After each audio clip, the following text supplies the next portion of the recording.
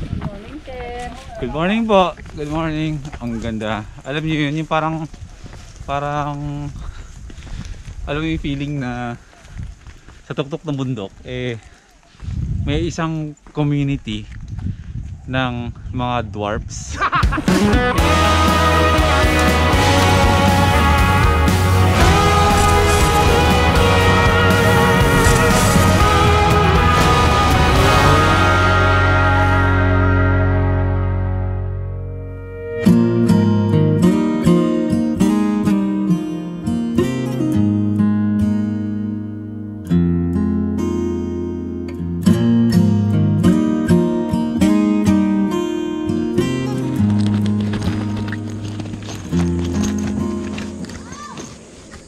Bro.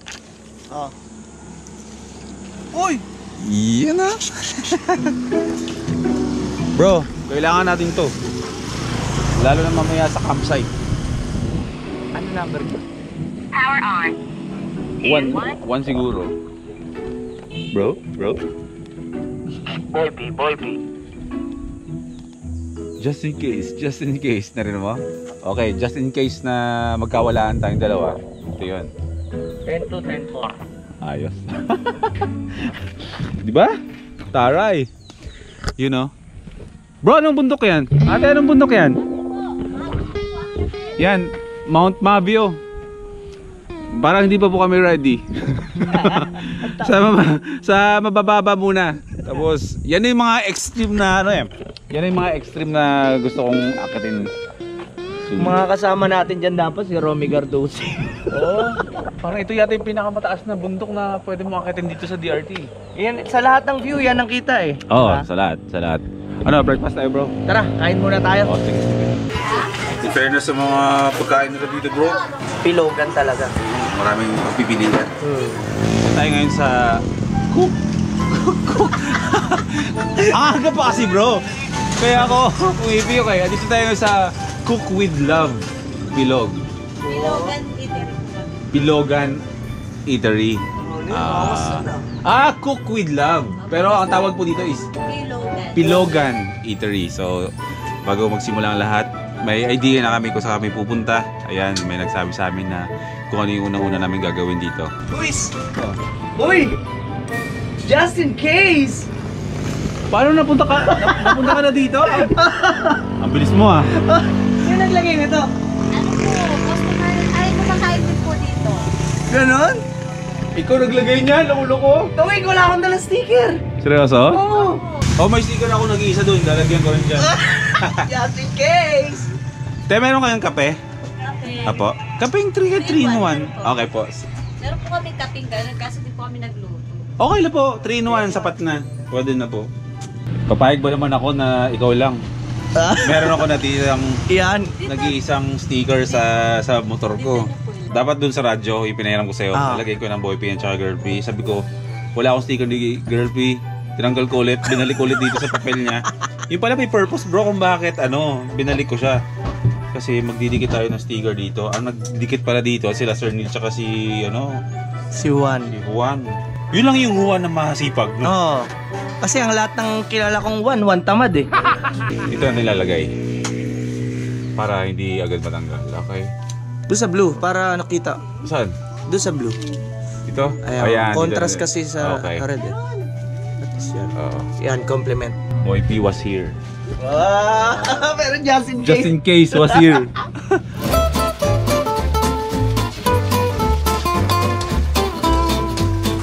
Ayun! Ayan na bro!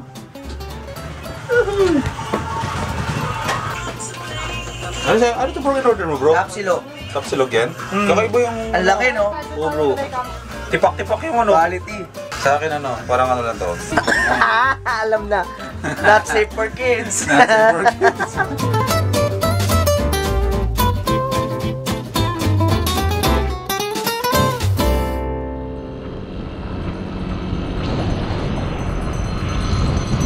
Papalit tayo ng destinasyon na pupunta natin kasi maligo muna kami. Ayan. Ako rin naman, gusto ko rin naman maligo muna kasi kasagsagan ng kainitan dito ngayon sa DRT. Unahin na lang namin yung spot na kung saan pwedeng maligo. Dapat pupunta tayo ng Suplik Cave.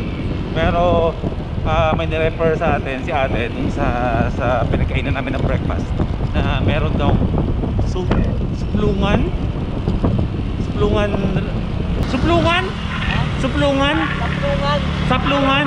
Okay, ayun, saplungan. Pupunta tayo ng saplungan kung saan may ilog daw dun.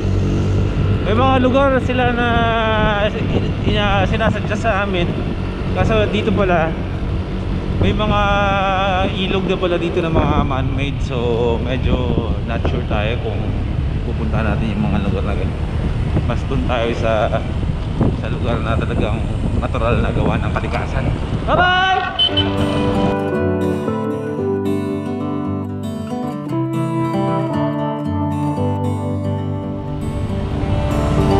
Bro, nakita mo yung natatanaw ko dun? Ayun o, dun o. Ayun sa taas. Tampo. Hindi company 1 yan. Ano? Hindi company 1 yan. Oo. Hindi ko alam eh. Grabe no. May mga abot tanaw na mga lugar na pwedeng puntahan sa tuktok ng mundo. Hindi namin alam kung anong tawag siya sa lugar na yan. Pero dapat pumunta natin yan soon.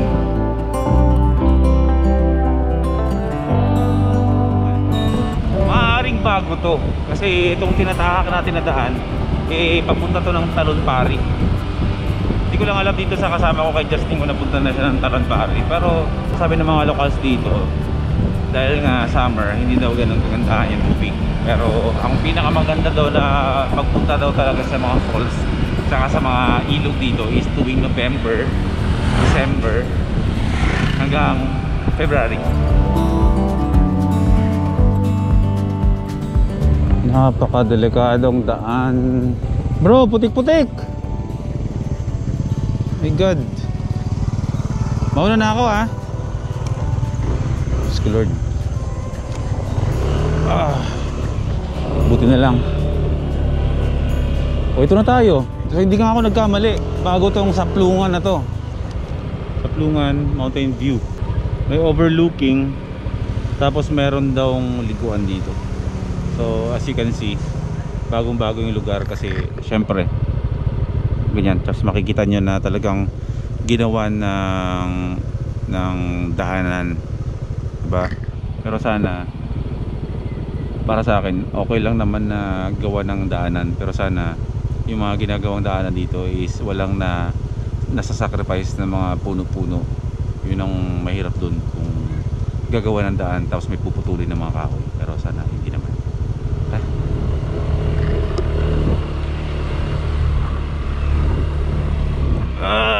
Grabe.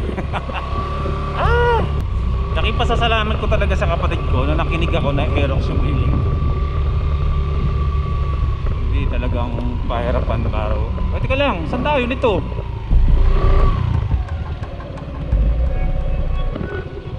Saan yan? Bro, feeling ko dito. Ha? Dito, diretso dyan. Oo. Quarry na to dito eh.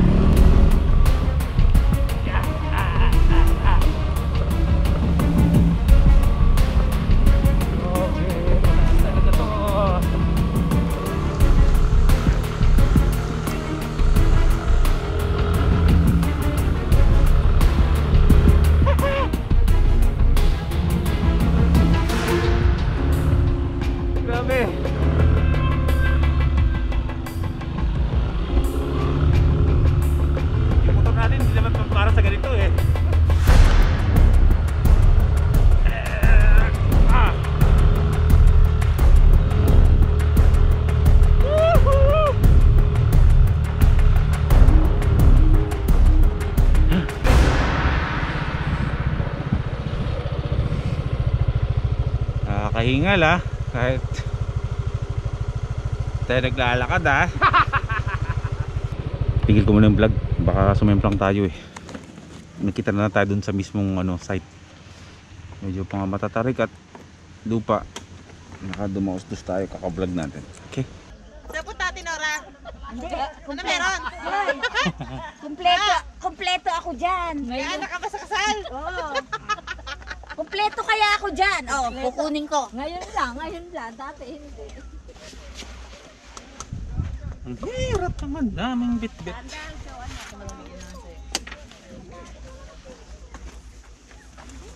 Let's go. Ang ganda bro, nakikita ko. Parang nga. Ganda. Para siyang, alam mo yon yung parang sa mga movie na parang Nasa tuktukan Peter Pan. Oh, yan. Di ba? Parang treehouse, oh. Treehouse, Peter Pan, parang Tapos may ganyan, no? bato-bato. Yes, Tara, bro. tingnan natin.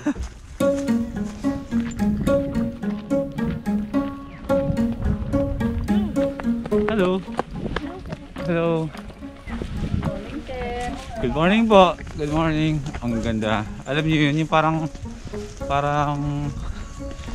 alam mo yung feeling na sa tuktok ng bundok may isang community ng mga dwarfs.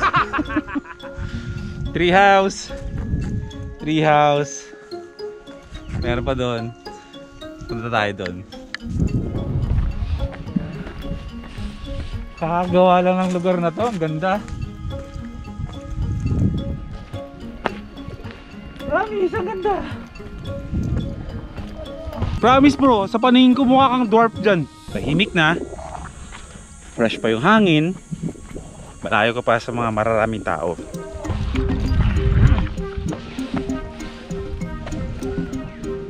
Yung likod ng bundok na yan, andyan yung Talonpari Falls. Titignan ko. Hindi naman ako papayag na ako lang ang nakapunta doon at yung mga kaibigan ko hindi pa nakakapunta. So, kahit alam ko na itsura nun, in time, isasama natin sila. Punta muna tayo doon. May explain ako. Ang bihira! Napakagandang lugar to.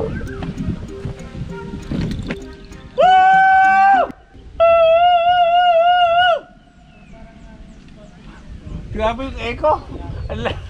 Ang haba. Bakit nga ba tinawag na Saplungan Cave to, mga first timers? Ah, hindi.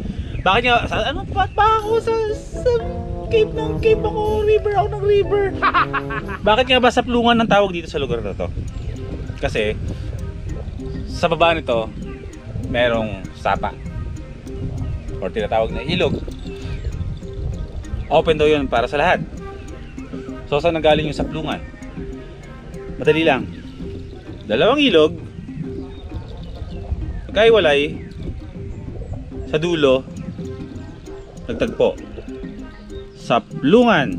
Pero ang sabi ni kuya na may-ari dito ng Saplungan, pinagtagpo pero hindi daw tinadana. Okay. Okay. Nice try, kuya.